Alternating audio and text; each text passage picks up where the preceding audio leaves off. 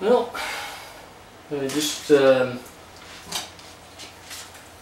removed the single head because when I read just a little bit further down in the instructions, it starts talking about the double carriage head assembly.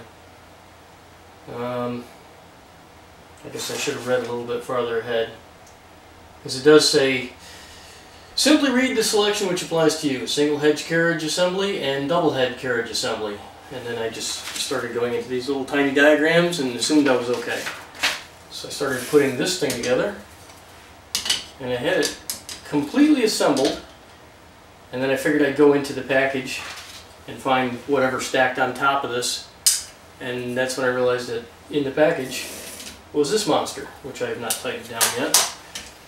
But this looks a little bit more like a dual head assembly to me, I'd have to say. I've just got these lightly set into here right now. I haven't even put all the screws in yet. I got a bunch of screws to put in on the bottom. The dual head assembly went together pretty much the same way that the single head assembly went together, with the exception that there's two of everything. Other than that, it pretty much just a mirror image.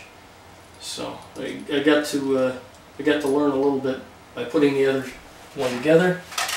But once again, if I'd read just a little bit farther ahead, it probably would have saved myself a boatload of time putting this thing together. Get up here, little buggers. So this unit here is the RapMan kit. It's a 3D printer, in case you have no idea why you're watching this video. Two heads will go in here.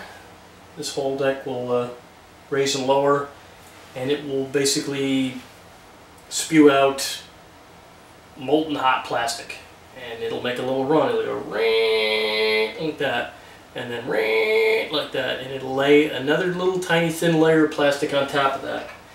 So if you're going to make something like this, it would keep repeating that pattern, and then it would just double it up on the sides until you got the hex shape. So it'd just be a little bit wider, and it'd do the same thing around the angle until finally you've made this, which we did not make with this because this is a metal part that comes with the kit. But that was just our way of letting you know what this thing does and why we're trying to put it together. Apparently we got this one as a kit because it was substantially cheaper than the assembled version. I thought it would be a good learning experience for people to put this thing together, and it wasn't, because it was too many people got into the project early on that just did not have the time to dedicate to it. I'm hoping I won't be one of that stack of people. I'm hoping that I'll be the one that gets it assembled.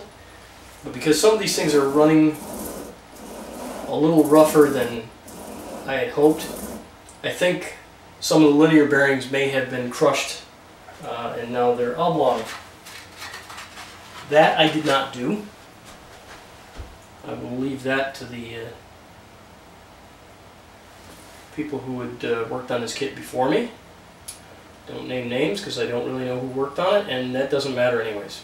This is one of those things where not too many people actually work on this sort of thing all the time, so it's to be expected that you get some sort of damage. I cracked a piece of plastic over here somewhere on my own, so can't be casting too many stones here.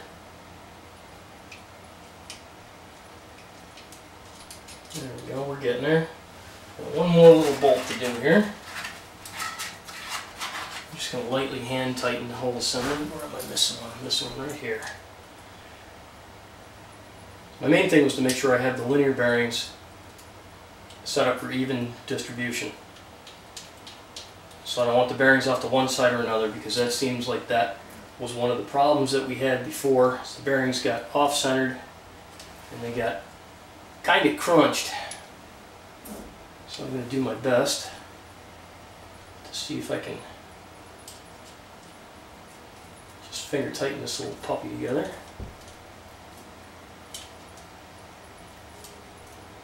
And once it's finger tight,